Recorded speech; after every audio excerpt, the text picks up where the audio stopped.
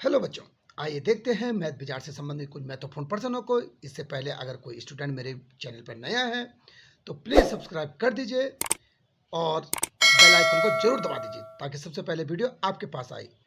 आइए देखते हैं तो सरल तरीके से ये कह रहा है क्वेश्चन हमको। पहला क्वेश्चन, 270 किलोग्राम का कितना प्रतिशत 108 किलोग्राम है। ठीक है ना, यानी हम कह सकते हैं इसको 270 किलोग्राम का x प्रतिशत इतना किलोग्राम है, कह सकते हैं हम इसको। हम इसे इस तरह से भी कह सकते हैं, 270 किलोग्राम का कितना प्रतिशत की जगह x प्रतिशत 108 किलोग्राम है, ऐसे कह सकते हैं ना।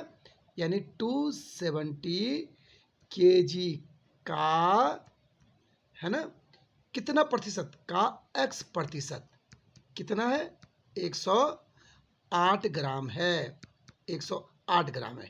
ये लिख सकते हैं हम इसको। अब यहां से देख लीजिए जरा, 270 का मतलब इंटू एक्स का एक्स, प्रतिशत का मतलब 1/100 और इक्वल टू 108। ठीक है जी।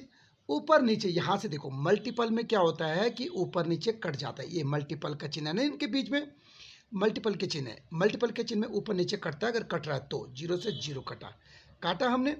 अब यहां से देखिए, इसके बाद क्या बना, ये बना हमारे पास 27 इंटू एक्स इंटू 1, यानी 27x बना ऊपर, और बाई क्या बना, 10 बना, और बराबर 108 ये बना। इसके नीचे हमने 1 रखा और क्रॉस मल्टीप्लाई कर दी। 27x 1 जो आया हमारे पास 27x बना। इस ऊपर वाली की गुणा इसके साथ होगी और इस नीचे वाली की गुणा इसके साथ होगी, बराबर 108 इंटू 10 बन जाएगा। क्लियर है पॉइंट। अब यहां से देखिए जरा, x बराबर क्या बना, ये कहाँ जाएगा 27, ये पूरे के बट्टे में चल जाएगा, इतना बट्टे 27, है ना। अब इससे देखो 9 से दोनों कट रहे, 9 3 27 और 9 से काटो जरा इसको, 9 एकम 9 और 9 दूनी 18, और फिर 3 से 3 चको 12, 3 चको 12 बार कट रहा है। यानी कि हमारे पास x बराबर बना 4 इंटू 10, यानी कि 40। x बराबर कितना बना हमारे पास, 40%। ठीक है चीज। अब इसको हम एक और शॉर्ट तरीके से कैसे कर सकते हैं, देखिए जरा ध्यान से। आपने इस तरह के क्वेश्चन को कैसे शॉर्ट तरीके से करना, एकदम 2 सेकंड में कैसे हल निकालते हैं इसका। देखो 270 किलोग्राम का कितना प्रतिशत 108 किलोग्राम है। जिस पर का लिखा होगा, जिसके साथ जिस अंक के साथ का होगा उसको बट्टे में डाल देना है। इसके साथ का है ना, तो इसको बट्टे में यानी 108 ऊपर कर देना और बाई 270 कर देना, इतना। और प्रतिशत में चाहिए आंसर, तो प्रतिशत का मतलब 100 से मल्टीप्लाई कर देना, अपना आंसर आ जाएगा। देखिए जरा, है ना, 9 3 27 और 9 एकम 9, 9 दूनी 18 और 3 चको 12 और 4 दशमलव कितना हुआ, 40%, ये आंसर। ठीक है जी। आइए अगला क्वेश्चन करते हैं। अगला क्वेश्चन क्या कह रहा है हमको, ये कह रहा है अगला क्वेश्चन कि 1 से 25 तक की संख्याओं का योगफल क्या होगा। मैंने आपको पहले बताया था, कभी भी देखो हम 1 से 25 तक का योगफल 1 plus plus 2 plus 3 plus 4 plus, ये जोड़ने लगे अगर 25 तक तो शाम हो जाएगी, ये जोड़ भी नहीं आएगा सही, और ये होगा ना, टाइम ज़्यादा लगेगा। ये शॉर्टकट तरीका क्या है, 1 से लेकर जितनी संख्याओं का योगफल अगर हमें करना है, हमें 25 तक योगफल करना है, तो इस 25 को पकड़ लो आप, 25 और 25 के अगली वाली 26 और बटे 2 कर देना सीधा सीधा। ठीक है, जिस संख्या तक बोला, यहाँ इसने 25 तक बोला है तो 25 लिख देना है, और 25 इंटू उसकी अगली वाली 26 कर देना है और बटे 2 कर देना है। 2 से काटो, 13 बार कटा, यानी 25 इंटू 13 बना। देखो अब हमारे पास 25 75 का 5 कैरी लगा 7, 25 से कम 25 और 7 32, यानी 325। क्लियर है पॉइंट, 325। ठीक है चीज। आइए देखते हैं अगला क्वेश्चन। अगला क्वेश्चन क्या कहा है, ये कहा है प्रतिशत में 5/8 को लिखा जाता है, यानी कि 5/8 को हम प्रतिशत में कैसे लिखें। तो जब भी किसी भी चीज को प्रतिशत में लिखना है तो हमेशा 100 से गुणा कर देना है, प्रतिशत में लिखना है तो 100 से मल्टीप्लाई कर देना है। तो देखो जब 4 से काटो, 4 दूनी 8 कटा, 4 25 100, है ना। 25 पंजी 125/2%, यानी कितना हुआ, 2 छक्का 12, 2 दूनी 4.5%, यानी 62.5%। Clear point. आइए अगला क्वेश्चन देखो जरा। पांचों क्वेश्चन क्या कहता है ये हमको, दो संख्याओं का मौसो और लौसो 8 और 48 है। इसका मतलब पहले नंबर पे मौसो है, महत्तम समापवर्तक, ये महत्तम समापवर्तक कितना है, 8 है। लघुत्तम समापवर्तक कितना है, 48 है। एक संख्या 24 है तो दूसरी संख्या क्या होगी, है ना।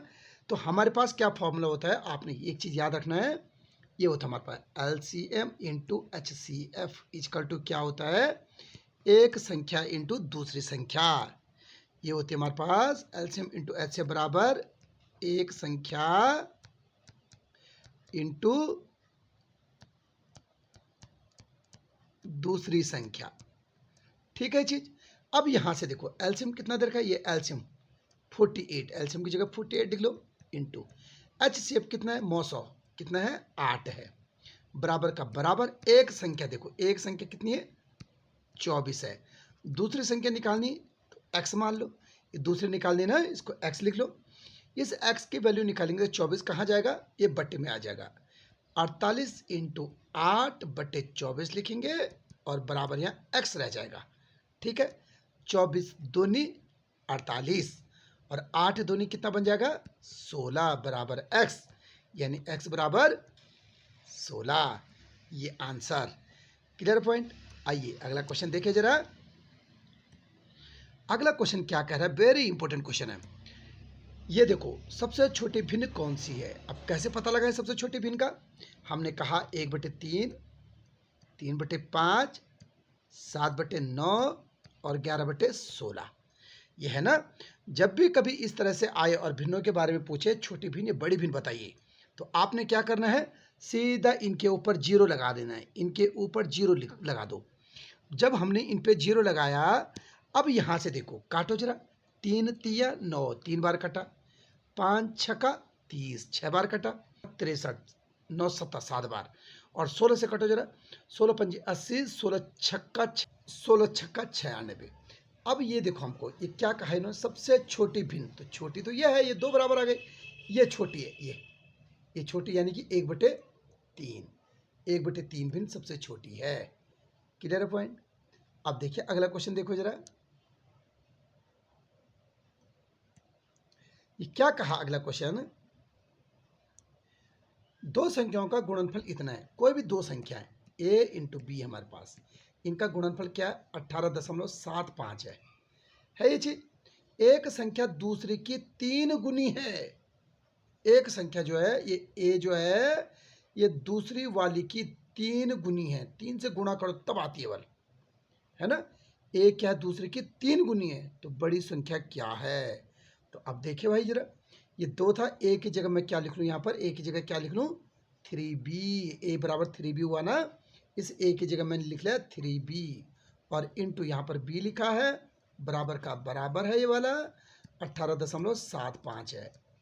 अब b इंटू बी क्या हुआ, b इंटू बी बोलेंगे b स्क्वायर, बराबर ये 3 का रखेंगे इसके बट्टे में, 18.75 हुआ और बट्टे 3, 3 से काटो जरा इसको, 3 छक्का 18, दशमलव बचा, 3 दूनी 6 और 3 पंजी 15, यानी कि बी स्क्वायर बराबर हमारे पास बचा 6.25, है ना। और अगर मैं दशमलव को हटा दूं तो क्या बनेगा, 625 बनेगा। 625 किसका स्क्वायर है, देखो जरा, इस दशमलव को हटाए, यहाँ से एक लगाए दशमलव की जगह और पीछे से 2 जीरो। अब यानी कि ये बी स्क्वायर बराबर बना हमारा 625/100, है ना। ये बी स्क्वायर है, तो ये किस किस का स्क्वायर है भाई, ये ऊपर वाला 25 का स्क्वायर है और नीचे वाला 10 का स्क्वायर है, तो इसको हम ऐसे लिख सकते हैं। ठीक है जी, इससे स्क्वायर से स्क्वायर गया तो b बराबर 2.5, जब 10 का भाग 25 में देंगे तो 2.5 आ जाएगा। ठीक है चीज।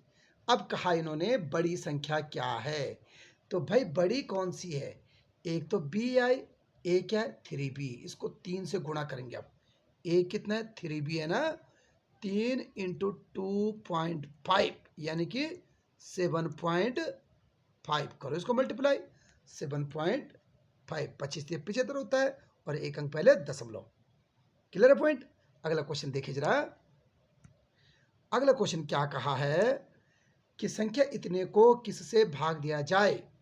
इस संख्या को किससे भाग दे, देखो इस वाली संख्या किसको 5.029 को किससे भाग दें, x से भाग दें कि कितना हो जाए, भाग दिया जाए कि इतना प्राप्त, इतना आंसर आ जाए, 50.29 आंसर आ जाए, इतना आ जाए answer.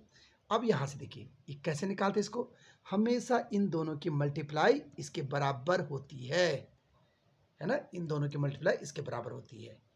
Clear point. x into 50.29 बराबर 5.029, ये कहाँ जाएगा, इसके बट्टे में चल जाएगा, x बराबर आ जाएगा 5.029 और बट्टे क्या आएगा 50.29।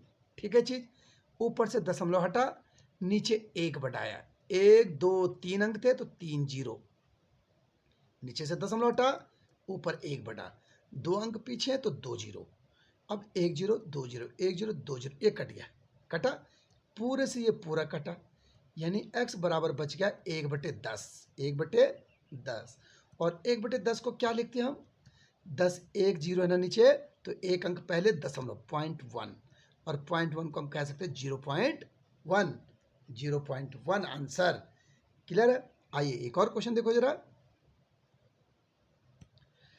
ये क्या कहा इन्होंने, एक स्टोर 5 सेबों के पैकेट को 25 रुपए में, 5 सेबों के पैकेट, यानी एक पैकेट है और उसके अंदर कितने सेब हैं, उसके अंदर 5 सेब हैं, 1 2 3 4 और 5 सेब, ये कितने में बेचते हैं इसको 25 रुपए में।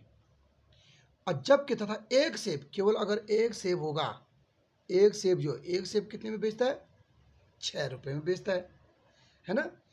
एक औरत क्या करती है 27 सेब खरीदती है, तो 27 सेब खरीदती, उसे कितनी राशि देनी पड़ेगी, तो 27 सेब कैसे खरीदेगी वो, तो भाई पहले तो ये 5 पैकेट लेगी वो, जिसके अंदर जो 5 सेब होंगे, 1 2 3 4 और 5, ये 5 पैकेट लेगी वो, 1 2 3 4 और 5, ये देखो 5 पैकेट लेगी ना, 1 2 3 4 और 5, 1 2 3 4 और 5, 1 2 3 4 और 5, और प्लस कितने सेब और लेगी भाई, 5 पैकेट तो उसने लिए, 25 हुए ना सेब, अब उसने लेने 27, यानी 2 सेब और बच गए।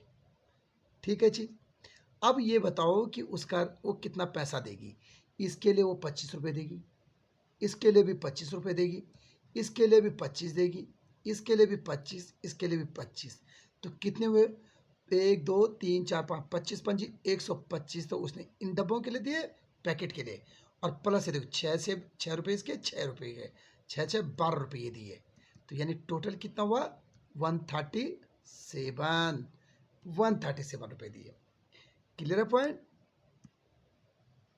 उम्मीद है आपको वीडियो पसंद आई होगी, तो सब्सक्राइब जरूर कर दो, सब्सक्राइब कर दीजिए, लाइक कर दीजिए और अपने दोस्तों को शेयर कर दीजिए।